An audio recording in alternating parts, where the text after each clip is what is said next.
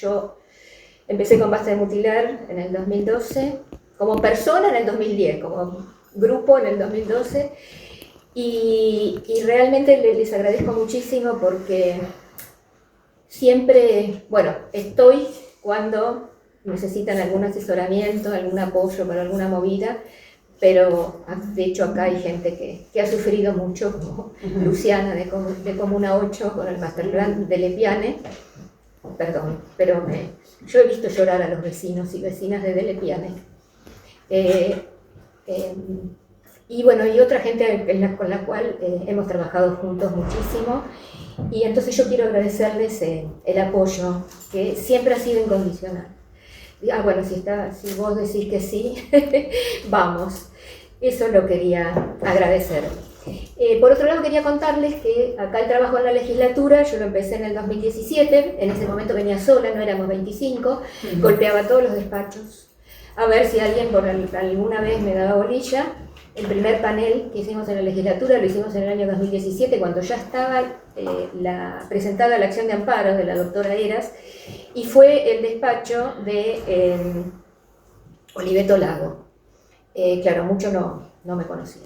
Y después, esa fue la primera vez, y después seguimos presentando cosas, haciendo paneles, y bueno, la convocatoria que se armó acá desde Pablo Mesa, y que trabajamos con Fabio, con Maribela acá presente de la Red Argentina del Paisaje, y también en principio una parte con Fundación Ciudad.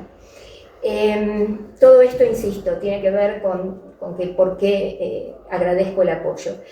Cuando a mí, en realidad lo que yo quería traer acá, entre otras cosas, primero les cuento nuestros aportes en la legislatura. Nosotros participamos en varios proyectos de ley, no es el primero este. Participamos en un proyecto de Código de Infraestructura Verde Urbana que presentó en ese momento, estaba Lustó acá en la legislatura. Este proyecto de infraestructura, de Código de Infraestructura Verde Urbana fue hecho con muchísimo trabajo desde el lado de ingenieros agrónomos y bueno, del Consejo en particular de ingenieros agrónomos, y nos pidieron opinión, así que trabajamos un montón. Trabajamos muchísimo también en las modificaciones a la ley 3263 que presentó la legisladora Laura Velasco, y trabajamos un montón, y ese proyecto la verdad que es nuestro orgullo, porque es poner en la ley todo lo que nosotros habíamos aprendido en estos años de trabajo. ¿Qué palabra usar para cada cosa? De hecho, la palabra seguridad ha sido totalmente desvirtuada por el gobierno de la ciudad, porque cuando se habla de seguridad en el arbolado, de lo que se habla es de que hay que podar alguna rama seca o alguna que esté frotando contra otra, pero no que hay que despejar una luz. Eso es un cambio conceptual de la palabra seguridad. Se refiere al riesgo físico por caída de una rama o de un árbol sobre un ser humano o una propiedad. Entonces, así empezamos, ¿no? A ver cada una de esas palabras, qué significado tenían para nosotros, cuál era el espíritu de la ley y cómo lo mal usaban desde el gobierno de la ciudad. Ese proyecto perdió estado parlamentario en los primeros 2 años, luego fue representado y nuevamente perdió estado parlamentario. Después trabajamos en un consejo en defensa del arbolado público, en declarar el arbolado patrimonio, cosa que estaba en la ley anterior, pero no en la actual, en la 3263. Sacaron la palabra patrimonio para el arbolado, la quitaron de la ley. Bueno, como les decía, hicimos dos paneles, la convocatoria, que fue realmente muy interesante trabajar en este proyecto del Instituto del Bosque Urbano, y también en su momento hubo una declaración de preocupación por el estado del arbolado. Entonces, esta vez me acerqué a Pablo, y otras personas de Basta de Mutilar se acercaron a diferentes legisladores, creo que es el caso también de Grillo, por nuestra preocupación por un proyecto que es levantar un proyecto, no quiero usar palabras despreciativas, pero no me sale otra cosa, es un proyecto que no, porque va a salir feo. Pongamos que es un proyecto sin fundamento académico ni científico, proyecto criminal, y que hasta tiene errores en el número, porque no saben cuántos plátanos hay en la ciudad de Buenos Aires. Entonces, frente a ese ataque de los medios, fíjense que los medios de comunicación, sobre todo los canales de televisión, los medios más, con más poder mediático, solo hablan de los árboles cuando es en septiembre la alergia, que ya tenemos todo preparado, y noviembre, diciembre, que suele haber esas tormentas de primavera, que muchos árboles se caen. Es el único momento en que hablan del arbolado. Jamás hablan de los beneficios, de por qué hay árboles en las ciudades, de cómo se cuidan, de cómo está decayendo y empobreciendo nuestro patrimonio arbóreo. Entonces realmente nos dio mucha bronca y mucha angustia este tema. Y para colmo, viene acá a la legislatura como proyecto de ley presentado por estos jóvenes adolescentes del Regina Virginum de Adoratrices, viene acá a la legislatura y hay un legislador que lo levanta, Emanuel Ferrario del PRO. Entonces, a nosotros nos preocupábamos tanto porque la gente que tiene experiencia en esto me dice, no, o nos dice, no, pero no te preocupes porque todos los años pasa lo mismo, pero después no pasa nada. Bueno, este año fue mucho más. De hecho, esta iniciativa se copió en La Plata, ya están allá en estado de alarma todos los foros en defensa del árbol, y todos los agrónomos y todos los especialistas y todos los paisajistas que trabajan en arbolado. No hay ningún fundamento, digamos, ustedes no van a encontrar quien no defienda a los plátanos en ese oficio. Yo estoy trabajando ahora con la mesa de trabajo en bosque urbano de la Red Argentina del Paisaje, con Maribel y con otras personas que trabajan en distintos municipios del país. Y están todos espantados. Una dice, no, ay, qué suerte que esto no salió en mi municipio. Otra dice, les voy a mandar la foto de los plátanos que planté hace 10 años para que vean lo que es un corredor de plátanos. O sea, no van a tener apoyo de ningún profesional de la arboricultura. Le decimos que el plátano tiene un poder sumamente notable para, digamos, retener micropartículas sólidas del ambiente, que son el polvo, el hollín, lo que viene de la combustión de los combustibles fósiles. Esto es así, está medido por las hojas pilosas del plátano. Si decimos que el plátano absorbe mucho dióxido de carbono por año, esto está medido, no es un invento. Si decimos que puede ralentizar la caída del agua en eventos de precipitaciones copiosas, está medido. Entonces, todas estas mediciones yo se las traje para después pasárselas a ustedes, porque son datos duros de lo que estamos haciendo. Acá viene el tema del negocio. En realidad, ¿por qué tiene tanto peso esto? Porque hasta hay peticiones en Change que son pagas. Nosotros pensamos que hay dinero puesto en esto, porque al talar o extraer, se dice, 5.800 árboles por año, que a eso hay que sumarle los ilegales, que son alrededor de 3 por semana. Si me permitís un párrafo, un paréntesis. Sí. Este año en el presupuesto también mandaron la ley del ministerio en lo cual modifican el organigrama y el tema de arbolado pasó a espacio público. Dejó de estar en ambiente. Ese es un negocio. Sí, es un negocio, exactamente. Pero miren, yo lo que quiero hacer hincapié acá es que nosotros podemos poner lo pedí por acceso a la información por ley 104, pero todavía no me llegó el precio de cada intervención.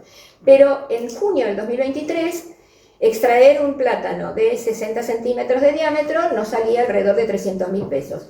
Eso está en el PDI que votamos y que salió aprobado acá en septiembre. Que estamos esperando que nos... Claro, bueno, a mí todavía no me llegó, pero a eso hay que sumarle otra cosa.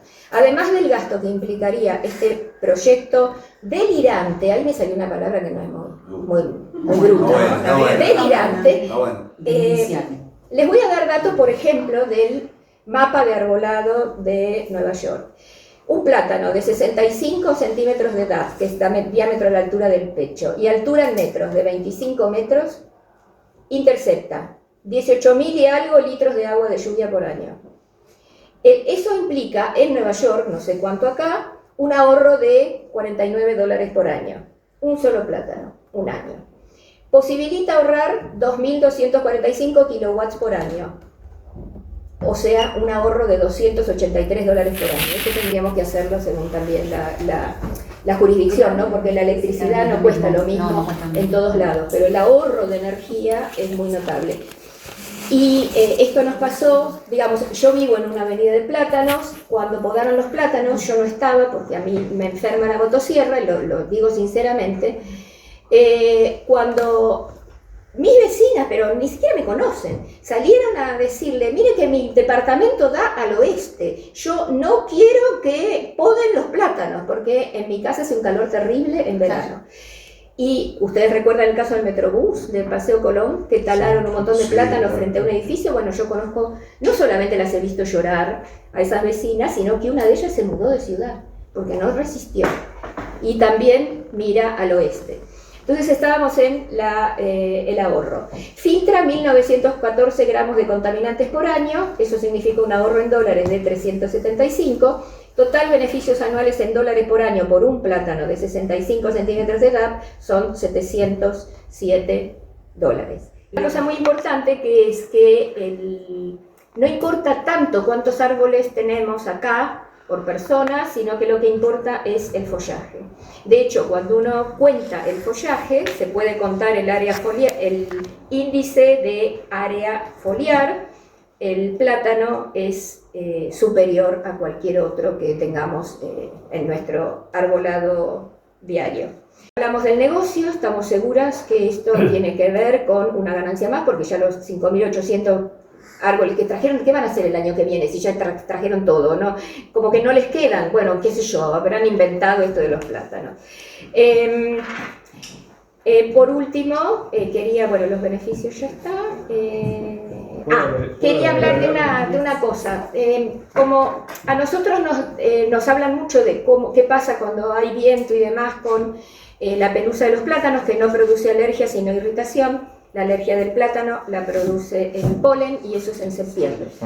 En octubre y noviembre es irritación lo que produce, que es más afectada a la gente que tiene asma o alergia, pero no porque tenga alergia al plátano, sino por esa pelusa. Entonces, pensando en de qué manera se podría hacer, mucha gente nos dice, bueno, entonces habría que limpiar las veredas. Bueno, queremos aclarar que la única manera que no afectaría la salud sería con aspiradora, porque los soplahojas y el agua con potencia lo que hace es diseminar aún más todos los virus y todos los alérgenos que hay en las veredas y que hay en las plazas.